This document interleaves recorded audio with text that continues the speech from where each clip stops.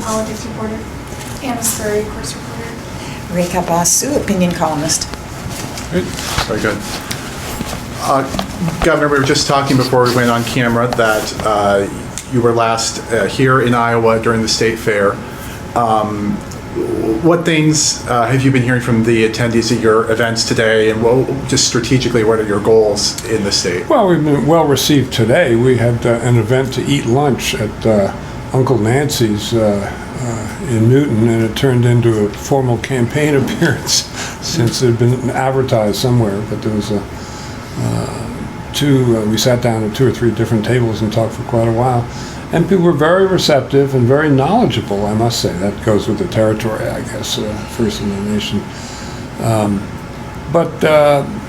I'm a little bit late getting started here, but there is, I think, an avenue for a Bob Ray Republican to stand against Mr. Trump in Iowa. And I don't think it's a secret that I'm meeting a little later with Jim Leach, who's an old friend of mine from the wars back in the 90s when I was governor and he was chair of House Banking, and some other people similarly minded, I think, are going to take leadership roles in the campaign. And I must say, it'll be a pleasure to be out here.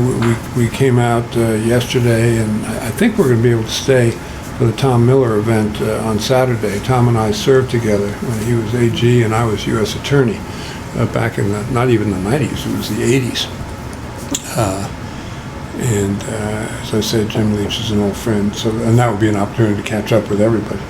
So I'm looking forward to that, and that's just happens from being on the ground. Just happened to hear about that. Certainly. I do want to spend most of our time talking about policy in the presidency, Sure. But just to stay with strategy for one more moment, hearing you talk about the New Hampshire primary, I'm not completely certain whether you're aiming to start a path to winning the nomination, or if you could say that your aim is to weaken President Trump. No. I'm aiming to be on the ballot every state where I legally can, and to win the nomination. It, of course, would start with making some kind of impression in Iowa and greatly exceeding expectations in New Hampshire. Following which, Super Tuesday is fairly friendly territory with Vermont and Massachusetts, Colorado, California, a bunch of interesting states. Okay. And last time around, we think of John Kasich as having been the runner-up to President Trump. He won one state. I'd be very surprised if I didn't win a good bit more than that, even in the early going. And as you know from the rhythm of presidential politics, after you win a few states and catch lightning in a bottle, things move very quickly. I know of only one sport where the unthinkable can become the inevitable in a matter of days or weeks, and it's not the National Football League.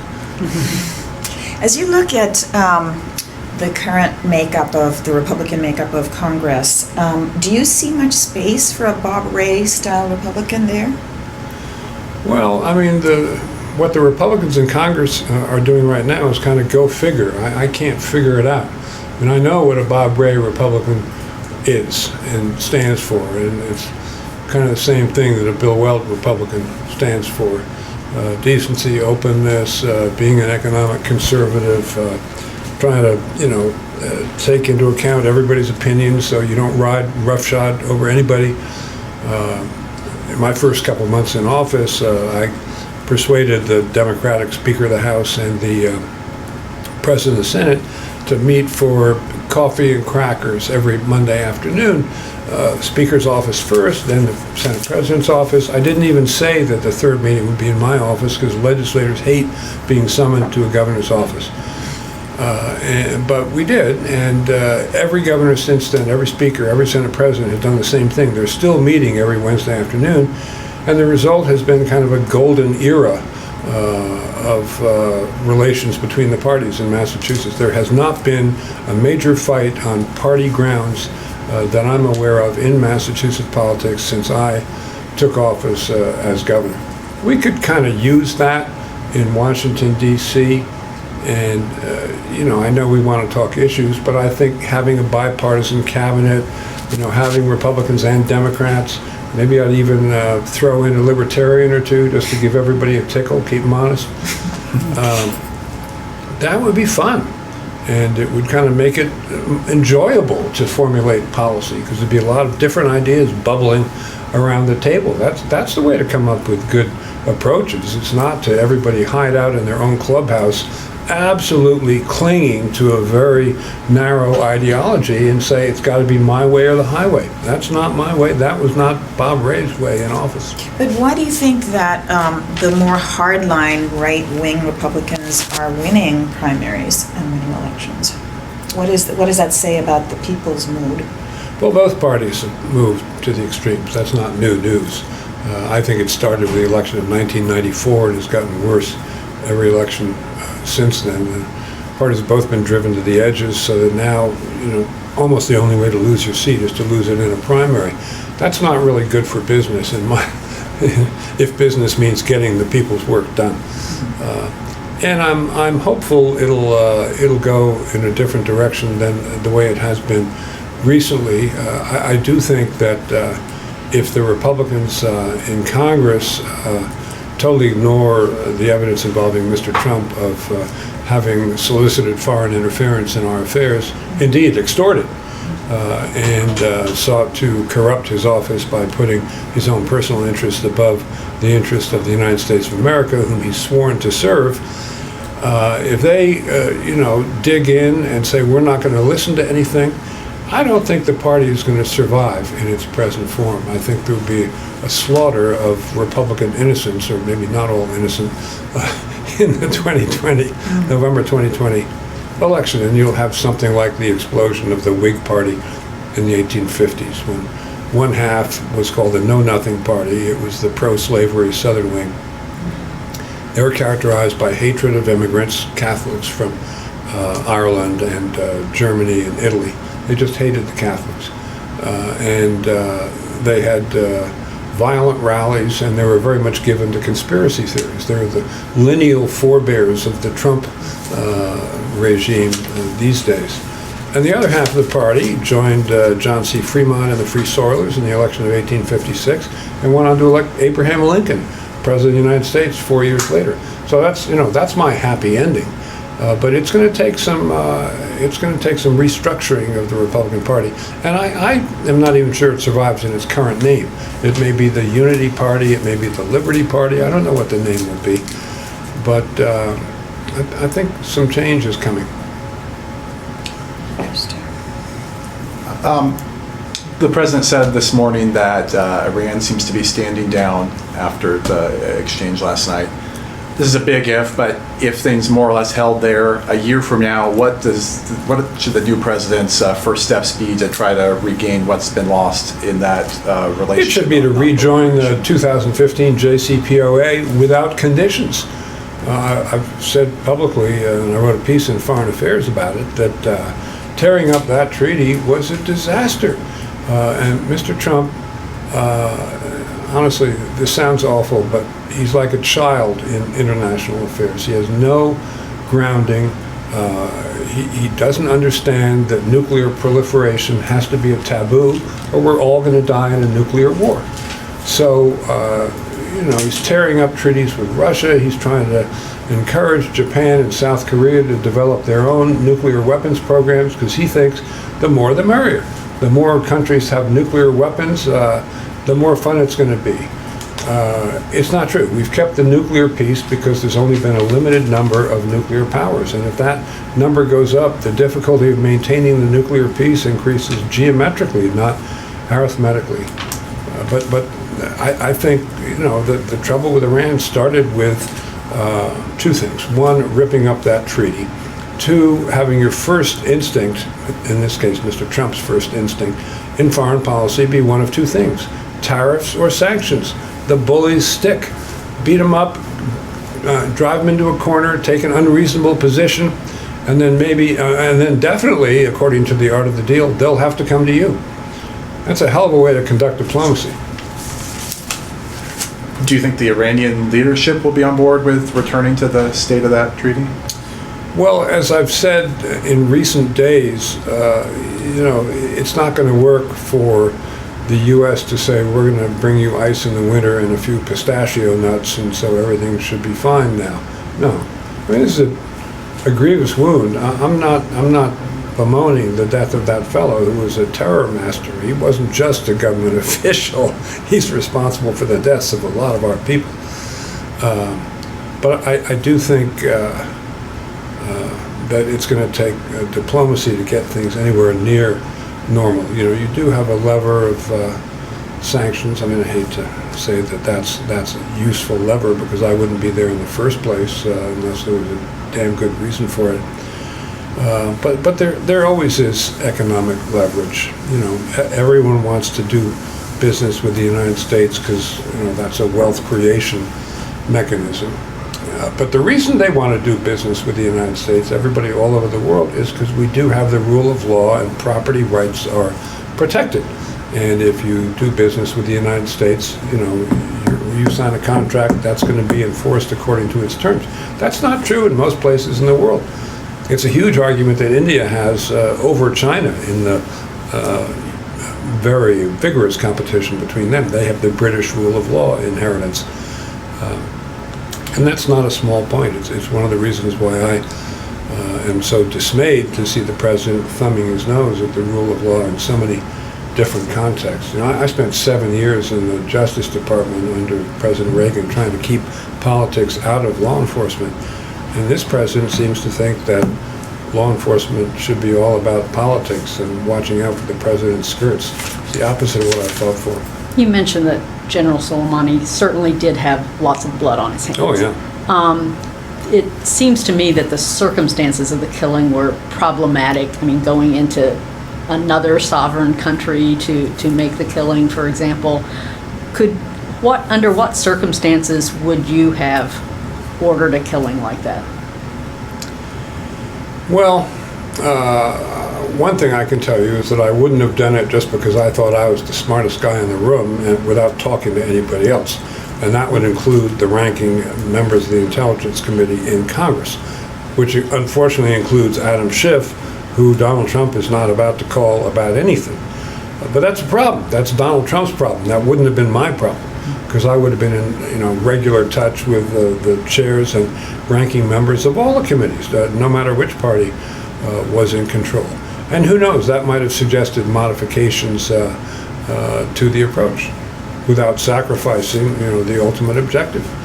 When I was head of the criminal division, we damn well kept track of people all over the world. Tony Noriega, we couldn't go to Panama to arrest him, but he had a girlfriend in the Dominican Republic, and that wound up being his undoing. That was not a death strike. That was grabbing him. Do you believe that General Soleimani was posing imminent danger to the U.S.? Well, imminent, 1 day, 2 days, 3 days? No. Was Osama bin Laden posing imminent danger to the U.S.? No, he was hiding out. But I don't think too many people in the United States regretted the fact that he was killed at the end. So if you would have, if as president you were consulting with Congress, and I'm assuming consulting with other allies. They might have said, don't do it in another sovereign country. That might have been persuasive. But as to what was actually eventually done, I think that's defensible. I think it's defensible even under international law. So in other words, I think he assumed, as well as having an official status in Iran, he also assumed the role of enemy combatant. Okay. So that sounds like you approved of the hit. No, I'm saying I would have handled it differently and consulted Congress and maybe done it somewhere else. But if you brought him to me, said, here's an easy shot, probably would have taken it. How does his death, aside from justice, improve the safety of Americans? Does it disrupt the military and the proxy groups' operations, do you believe? I'm not sure that I have current enough information to say that it would disrupt their operations. My sense is, and I've been out of the black world for years now, although Sure. I have spent a fair amount of time in the black world, but my sense is that he was the organizing force behind many of the operations. Let me come back to domestic politics then. One of the things you advocate for a lot is low cost or free retraining to remake the workforce for people whose jobs are lost to automation or other innovations. You also prioritize balancing the budget, just in general terms, or I appreciate specificity, I suppose. Where does that money come from for to provide retraining for our workforce? That would be child's play to pay for. I ran the numbers in Massachusetts. It would cost 1/3 of 1% of the state budget to make the 2 or 3 semesters of post-secondary education, post-high school education, that would be necessary to impart the technical skills so that these people would qualify for the replacement jobs. I would do that in a heartbeat as governor. Forget president. I mean, it'd be nice to have some federal support and some federal cheerleading there, but that's something that could be done by the states. I've said this before, but to govern is to choose. And you particularly know that if you governed as a governor, because there you're in charge of the allocation of funds from the budget, and you absolutely make priority choices. And there's a reason why under the federal system the president has extra budget authority when something is a national emergency. Now, I happen to think that his particular wall down at the southern border with Mexico is not a national emergency. And I happen to think that losing 20% of your jobs across the country is a national emergency. So I would exercise whatever authority I had as president to make sure that those workers, the displaced workers, received the necessary retraining, yes, to use a Bernie Sanders word, free, at no cost to themselves. But it would be not a difficult thing to do in budgetary terms, and worth the candle. If the cost is relatively trivial, why do you think it's not more widely available already, those sorts of programs? Well, I'm saying this would be when they lost their jobs. Oh, yeah. okay. But, I'd be open to looking at, and that's a specific category, people losing their jobs. I'd be open to looking, I think the cost is so minimal compared to the harm. And I'm worrying about income inequality, and I'm worried about the poor schmo who's making underneath the federal poverty level and has a family of 4 and has to choose between healthcare costs and medical costs and food costs and shelter costs at the end of every month and can't quite make it meet. I don't like the idea of that existing in the United States of America. I've read recently that 18% of the country is living underneath the federal poverty level. That's unacceptable in a country as rich as the United States. And I'm not talking about a redivision of land, but I am talking about possibly tweaking the tax code to make sure that we even things out a bit more. And to pick a figure out of the air, a relaxation of tax rates of 15% for the bottom 20% of taxpayers, or 20% for the bottom 15% of taxpayers. I've not run the numbers on those. Those are notional, but you see my general drift. Certainly. And one of the first things I did when I got in as governor was to sharply increase the earned income tax credit, which is the working poor, exactly the people you want to incentivize and stimulate and give a hand up to, not necessarily a hand out to, as we used to say. Certainly. One thing that Andrew Yang's candidacy has done, I believe, is that appealing? That is really surging. Well, there's his income plan, but also universal basic income. But also, he talks a lot about the fourth industrial revolution, about just how many jobs, potentially, jobs like truck drivers, that are very ubiquitous, but may be lost as technology advances. They're gone on the first day that the first driverless truck hits the interstate. They're gone. Do you have particular plans to help remake the economy to help those people Well, regain jobs? I think that's what Lucas was referring to. So long-haul trucker is my favorite example because those jobs pay $120,000 to $140,000 to $160,000 a year. Those people are pillars of the community, very stable, and they understand everything that's under the hood of that huge truck they have, which is like almost like where I sit. It's like being a computer scientist. So, you know, it's not quite like Senator Biden, Vice President Biden says anybody who can shovel coal can become a computer scientist, as Andrew Yang, I thought, charmingly pointed out in a recent Democratic debate. They said, is Joe off base on this, or does he have this right? And Yang smiled very pleasantly and said, no, he's not, but Joe and I get along very well, and went on to something else. He didn't try to rub anybody's nose, and he was just stating what to him was an obvious fact. I went out to Palo Alto and San Francisco for a 2-day trip a couple of months ago, just to sit at the feet of the masters at AI, the leading AI people in the country, and a lot of them were Asian, and it really opened my eyes.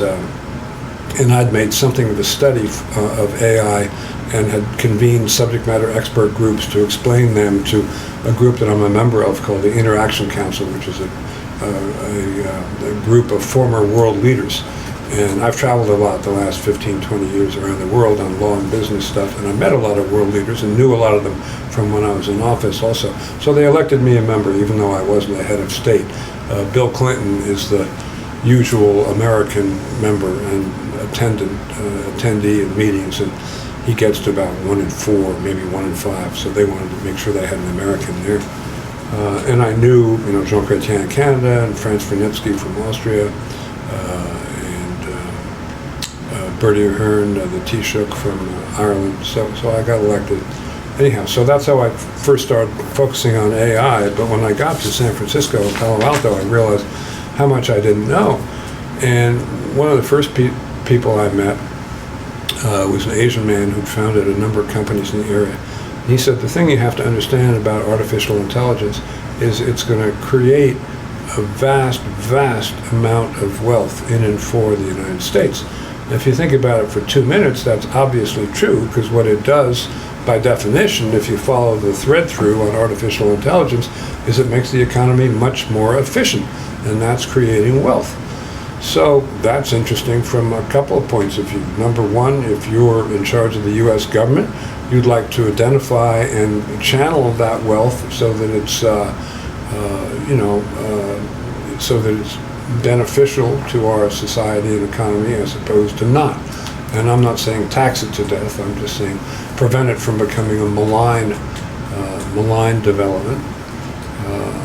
And the other thing is that you might want to use it to attenuate its own negative consequences, such as the loss of the jobs. To balance the budget, one of the things you mentioned is reducing bureaucracy. Are there some specific federal programs or departments that you view as most cuttable? Well, I mean, I probably would make some cuts in the Department of Education, the Department of Commerce, and I think, I'd look for savings through efficiency in the military. And I would, no area of the budget would be spared examination, put it that way. I balanced the budget very quickly in Massachusetts, despite inheriting a 16% shortfall, by conducting what's called in the trade zero-based budgeting, which means you start every account at zero instead of starting at a plus 10%, which is what they do in Washington. My poor wife is sick of hearing me say this, but when I was in office, my slogan was, there's no such thing as government money, there's only taxpayers' money. And they do not understand that in Washington. Nobody in Washington understands that. They think there is government money and it's theirs, and they think, because they run the printing presses, that it's really their money. It's really not. So if you think about it from the taxpayer's point of view, you don't want to have any exceptions to the searching analysis of where savings can be found. an advantage I had going into office in Massachusetts is that was my first elective office, so I didn't know there were sacred cows in the state budget. No one ever told me. I didn't even know that there were cows. So it was very easy to say, I don't understand why we spent all that money on that. That's going to zero unless somebody can persuade me otherwise. And the bureaucracies in Washington are so much vaster and so far-flung, and so many of them, and I've seen this over the decades, they grow like topsy. And pretty soon a committee chair has a vested interest in the size of the bureaucracy under his or her oversight powers. And there becomes this unholy alliance, such as I saw with the late, not bemoaned Interstate Commerce Commission, which was thought to be indispensable until one fine day everyone together realized that it was a complete waste of money because it was a complete captive of the organizations that it was supposed to be shepherding. So no exceptions to a searching, zero-based analysis. Nobody's safe. On the other hand, no prejudices. And if there's a very effective program, preventive health program that costs pennies and produces a lot of good health outcomes, and you do what I did with the earned income tax credit, you multiply it by 5. I would probably multiply the budget of NIH by 5, CDC by 5. And I'd want the answers to a few questions. Sure. And of course, those are the discretionary buckets. What plans would you have in the short run after taking office to assess Social Security and Medicare? Well, I think I know what you need to do in Social Security is a complete restructuring of the trust fund. That's going to take some real money. Along the way, there are things that are on the table now, all of which are very unpopular, all of which I would do. One of which is to increase the amount of money to which the Social Security tax can be applied in the first place. Up that number, that puts a good bit more money into the system. Raising the retirement age, I don't know whether 60 is the new 40, but it sure as hell the new 50. I wouldn't mind raising that retirement age a good bit. Many screams of outrage. Then a means test. I don't need the Social Security payment that I get every month. I'd like to get it. I'd like to see it, but it's not a matter of need.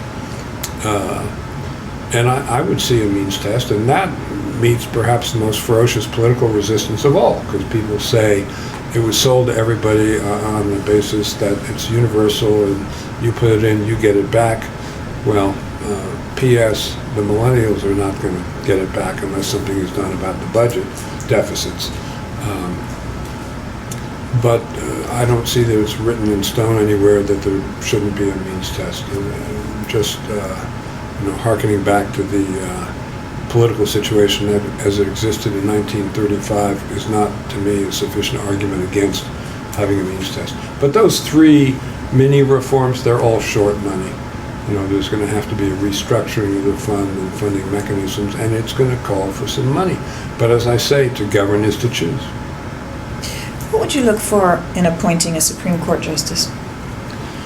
Probably the most able person I could find.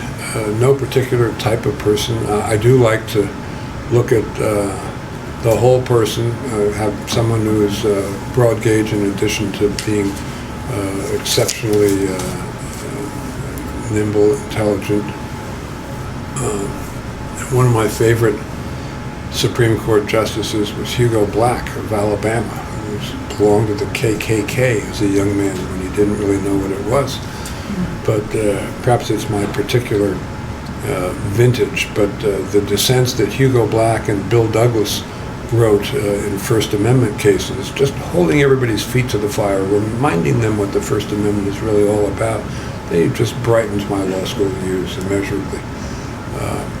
People said in the 30s and 40s that Walter Lippmann, famous columnist, could have been a Supreme Court justice. I agree with that. And there's a person who's broad gauge, very wide experience. I think wide experience does not hurt at all. It rubs the rough edges off of people. So no litmus test on abortion. Pretty close. I mean, I've always said I would never have any kind of litmus test, but if I had someone who said, I want to overrule Roe v. Wade, it's very unlikely that I would appoint that person to the Supreme Court. And I'm talking only about the Supreme Court because that's where it counts. But the current state of the law is not all that different than the law as it was at common law before we had codification statutes, before we had Roe v. Wade. Roe v. Wade, let's remember what happened is Harry Blackmun went into the hospital. He knew a lot about the hospital system in Minneapolis, St. Paul, and he did a lot of research and went to talk to the doctors, talked to the scientists, and said, hey, maybe there should be a difference between earlier and later stages of pregnancy. Well, the rule of common law was terminating a pregnancy is perfectly fine until quickening, which is about 5 months, which is kind of where we are now with Roe v. Wade, with the 3 trimesters having no holds barred here, and then in the middle, and then a little bit, and then later, no. It's exactly what things worked out at a common law. So, I can remember when Roe v. Wade was decided, nobody even thought about the abortion issue until Roe v. Wade was decided. I remember writing a paper for Frank Sargent when he was running for governor in Massachusetts in 1970. He said, apparently there's this thing called abortion or something. Is it controversial? What is it? And I remember writing him a little memo saying, well, Hawaii and New York have these laws that are different from everybody else's laws, but it didn't seem like a big issue. 2 years later, 3 years later, kaboom. Were Justices Gorsuch and Kavanaugh good selections by President Trump? Gorsuch, I read a number of the opinions of all 26 finalists for that first one, and before he was selected, I told friends I thought Gorsuch was the best of the 26 picks. So yeah, Kavanaugh got all messed up at the end there. I would have said before all the troubles at the end and Kavanaugh's demeanor testifying and all that stuff and looked terrible, and Christine Blasey Ford was completely persuasive. So I have no doubt that that event occurred exactly as she described it. And I guess Judge Kavanaugh was given the advice by the Trump White House to go be as unpleasant as you possibly can and act the injured party so that so it'll hold the Republicans in line, and that way we got the votes. It was not appealing. But if before all that happened, if you asked me what I thought of Brett Kavanaugh, it would be he was an excellent circuit court judge, and specifically that he'd gone out of his way to promote women during his time on the bench, which I knew from knowing law clerks and that sort of thing. So that was a good situation that went south in a big hurry. I take it. But I'm not saying he's terrible on the court now, and I don't think these guys are going to roll over and play dead for Trump the way everybody else does, or the way many other people do. I take it in a similar circumstance, you might counsel a nominee differently, is what you're saying. Oh, yeah. Like maybe even advise them to back out. No, I'm not a scorched earth guy or a take no prisoners guy. And a pause might have been a good thing there, at least a pause, to allow tempers to simmer down a little bit. What about some of the judges at the circuit level who the ABA rated not qualified? Is that an institution that you would defer to on that assessment of whether a judge is qualified? Yes, it is. As a matter of fact, one thing I can say is that I would not promise to nominate only people who've been past muster with the Federalist Society.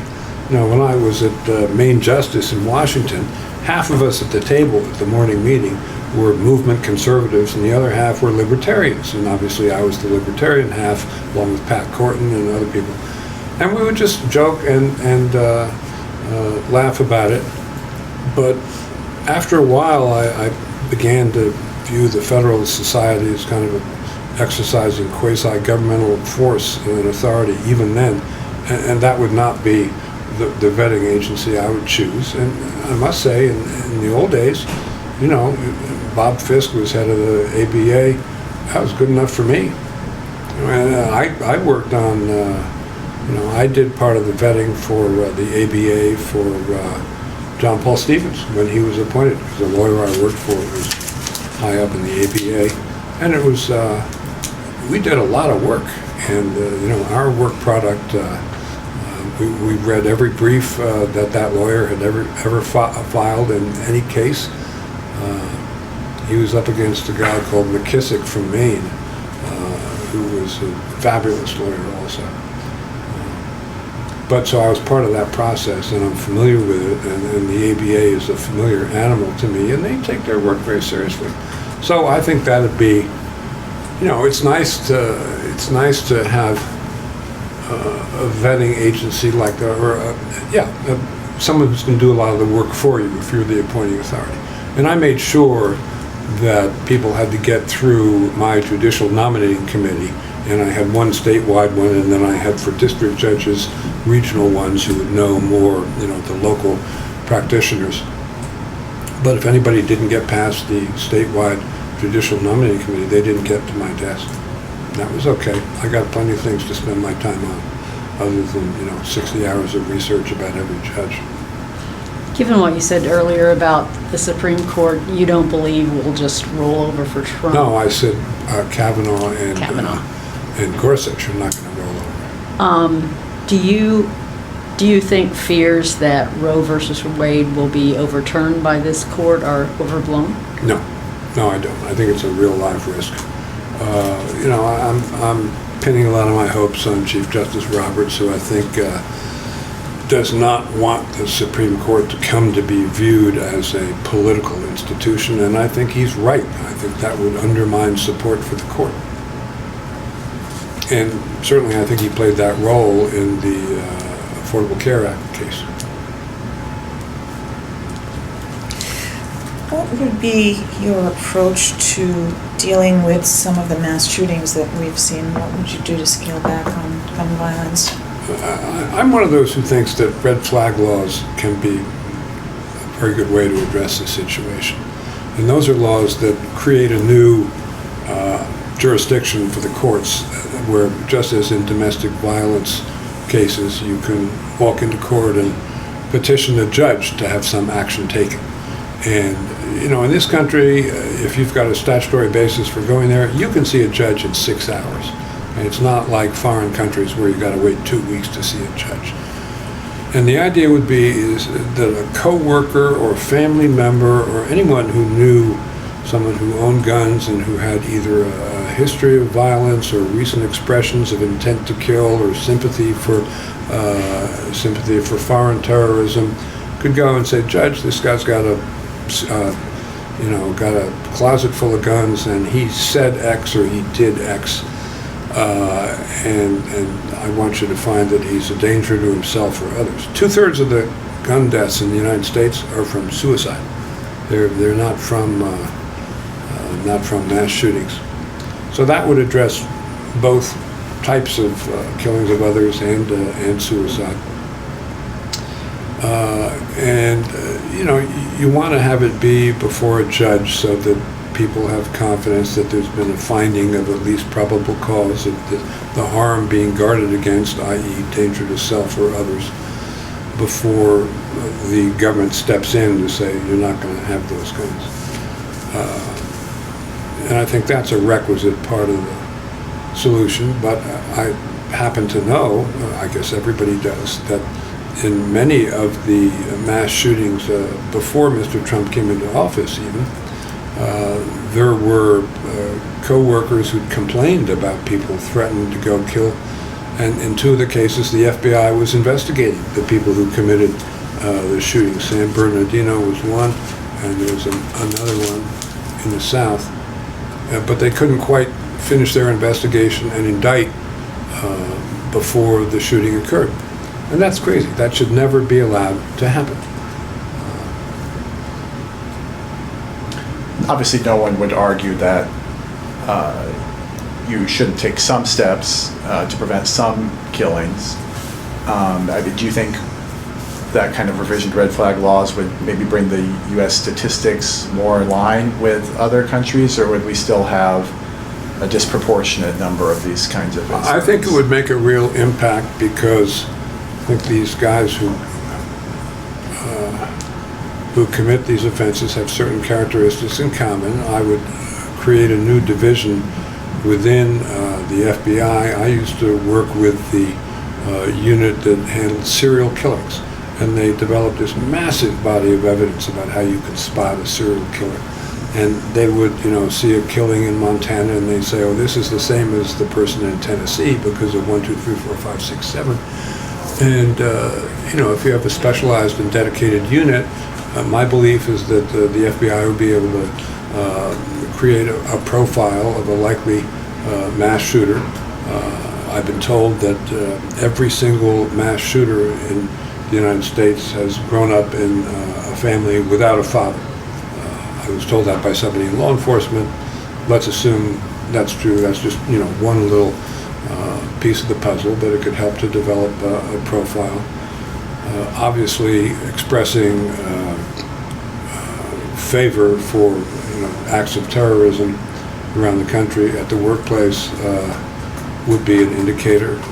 One of the shooters in the Dayton and the Texas shooting on the same weekend in high school carried around a list of people who said he wanted to shoot dead. Carried the list around in school. Well, okay, that would come to the attention of a judge, I assure you. And I don't think that licensing of every firearm is the way to go there. That's an awful heavy hand. There are 300 million rifles out there in private ownership, lawfully acquired. And there are some proposals to say, let's have every gun licensed by the federal government, and everybody has to come in and show their gun once a year to the police chief. My belief is if that program was entered into the first year, it would be, okay, thanks, Harry, for coming in and showing us your weapon, or telling us about it. The second year would be bringing it to the station and show it to us. And the third year of this program under the Trump presidency, it would be that gun staying right here. And that would not be a good thing.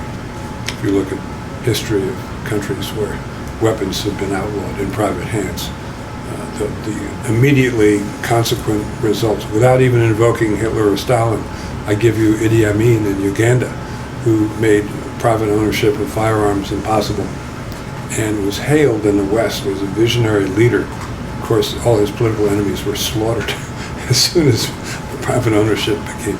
So in a way, not everybody agrees with this, but I consider ownership of firearms in private hands at the end kind of yet another bulwark against government overreaching. It's not just hunting, it's possibly even self-defense at the end of the day. The NRA considers you no friend of the Second Amendment. Is that fair? No, it's not fair. I consider myself a good friend of the Second Amendment.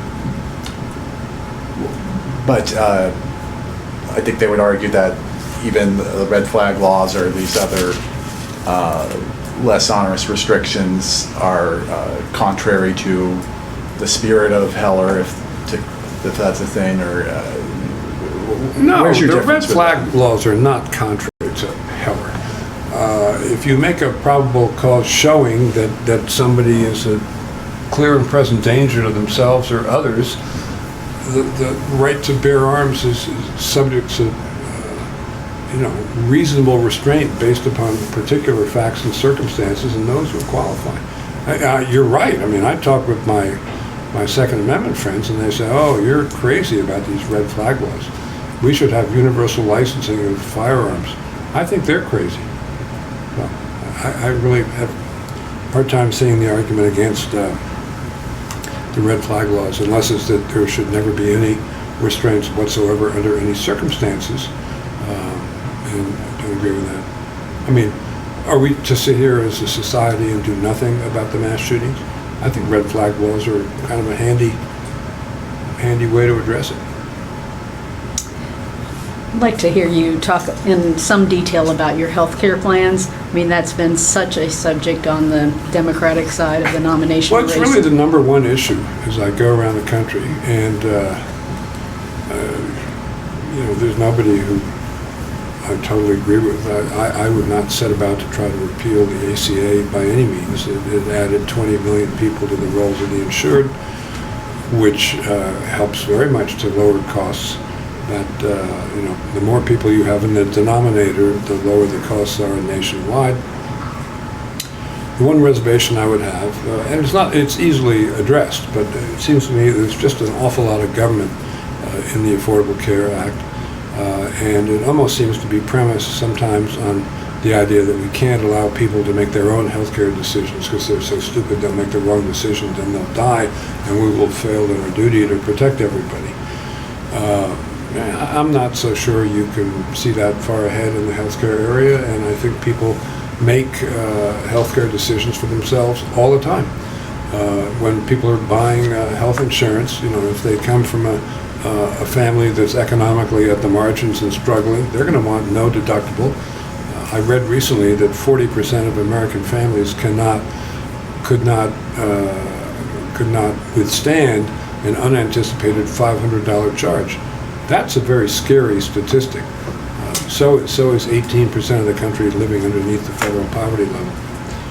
But somebody who doesn't have that degree of pressure is going to want the highest possible deductible, so they have the lowest possible premium. Let them make that decision. And these people who are supposed to be so stupid they can't make their own healthcare decisions, by and large, they all succeed in balancing their checkbook at the end of every month, which is more than I can say for the federal government. So I would want to put more power over healthcare decisions, economic decisions, in private hands. I'd want you to be able to buy health insurance across state lines. I want you to be able to buy prescription drugs from Canada, and those are government thou shalt nots in the way there. One respect in which I'd go in the other direction is I finally, at the end of the day, having sort of defended Big Pharma over the years for we have to allow them to recoup the cost of their research, I finally had it.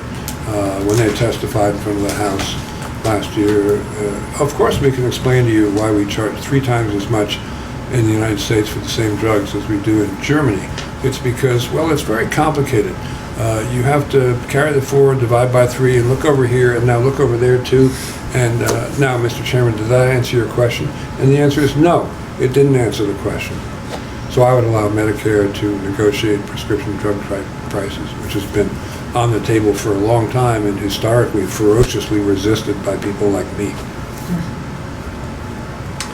Climate change is not necessarily a parochial issue. It affects everybody, but one thing that we talk about some in Iowa here is the concentrated animal feeding operations.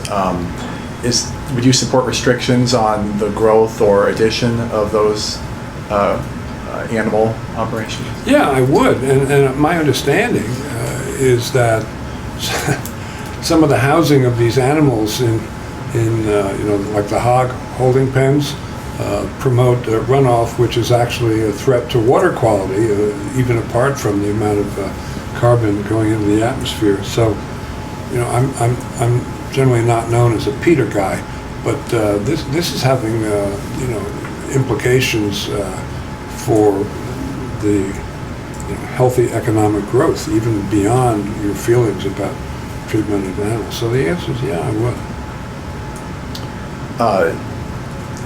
Is the climate change that we're seeing definitely the result of human activity?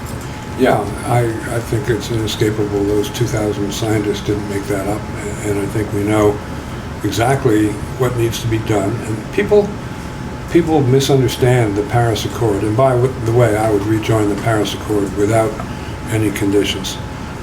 And I would go have a long talk with China and say, you're #1 polluter, we're #1 per capita. We both have to suck it up and take our place at the table of nations and see what we can do. But what people don't understand is that the UN framework is not.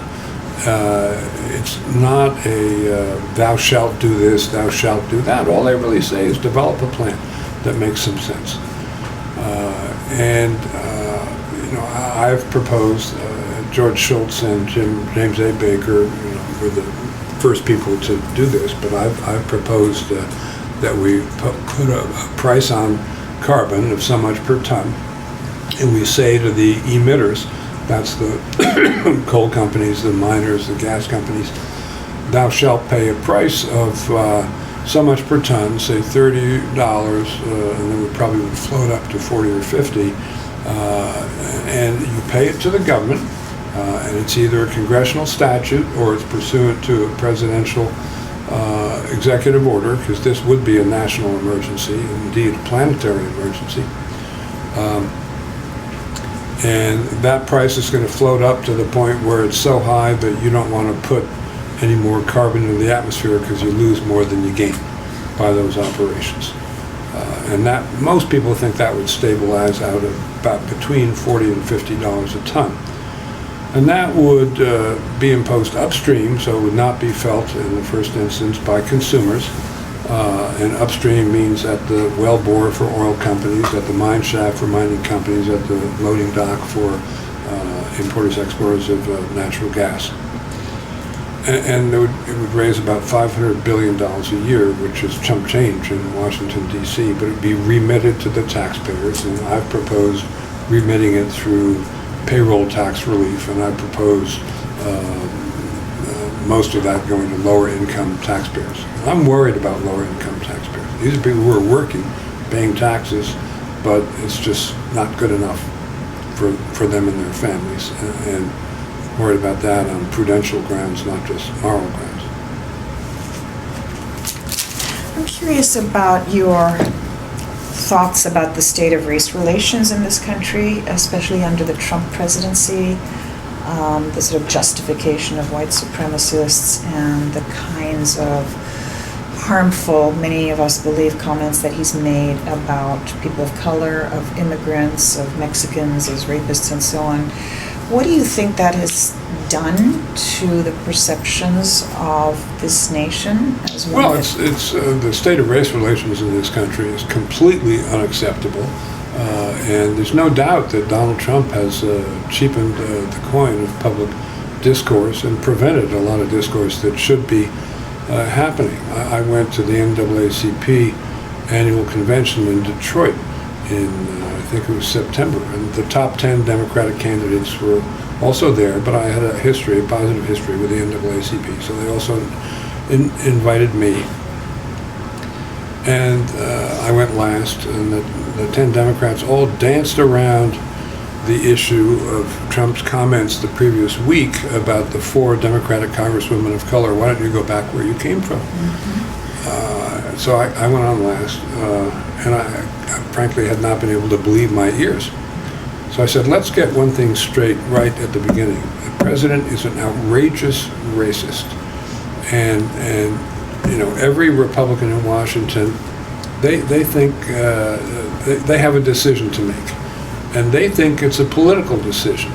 But it's not a political decision. It's a moral decision. And unless they expressly disavow the president's rhetoric on these topics, and I mean expressly, first of all, they're all going to lose their seats next year, as they richly deserve to do. And second of all, they will have failed to discharge their most fundamental duty of decency in this country. Brought down the House. Nobody had even stood up for the prior speakers. Everybody stood up because someone had told the truth. And there's not enough truth-telling about race relations in this country. There's not enough truth-telling about events like Ferguson, Missouri.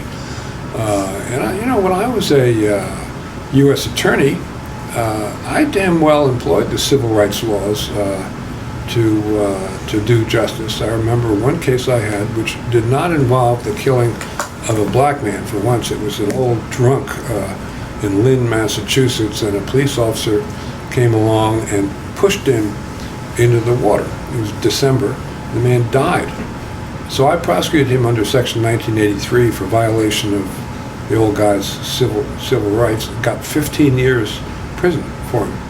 And the guy was not black, he was a white guy, 15 years in prison. And everyone said, oh, you're anti-police. No, not anti-police, I'm anti-violations of people's rights. And we need more of that in the context of events like Ferguson. We need, I've participated in cases putting police departments under, I can't remember whether it was trusteeship or some kind of monitor, but I participated in a lot of those. And they're very unpopular with the police, but they seldom are imposed without a good antecedent set of reasons. And I like to say, I have a lot to say to the minority community. One of the things I did that I'm proudest of when I was governor was to put an extra $7 billion into the system to make sure that pupil spending per district in the education area for K through 12 education became uniform throughout the state. When I came in, it was $26,000 per pupil per year in the wealthy suburbs west of Boston, Wellesley, Weston. $6,000 per year in Dorchester, Roxbury, and Mattapan, which are the minority areas of Boston. And in return, I wanted some management givebacks, and I insisted on high-stakes tests in 4th, 8th, and 10th grade, and no more social promotions. And what that had the effect of doing was taking us from the middle of the pack to number 1 in the country in reading and math every year for the next 25 years, which is up to the present. But I insisted on charter schools. I insisted on school choice. Very sorry to see Senator Warren come out foursquare against school choice in any way, shape, or form recently. Hard for me to understand. The one time I testified before any committee in Massachusetts when I had a following wind at my back was on school choice at charter schools. And the two education committee chairmen, who were bought and paid for by the unions, of course, were saying, Mr. Weld, this is not a time to play the blame game. Because I held up a pamphlet of the Teachers Association, which had 45 references to money and political power, and not a 17-page pamphlet, not a single reference to children or to education. And I pointed this out. That elicited, Mr. Weld, this is not the time to play the blame game. But they were squirming in their seats, and the reason was there were 300 people sitting in the room behind me, and there was not one face, one white face, among all black parents who knew they were getting the short end of the stick and no options and trapped in failing inner city districts, which were failing because they've been so underfunded for so long. And that's something I have to say to the minority community too. You brought up Section 1983. Has qualified immunity gotten too expansive to be a meaningful limit on police conduct? Qualified immunity?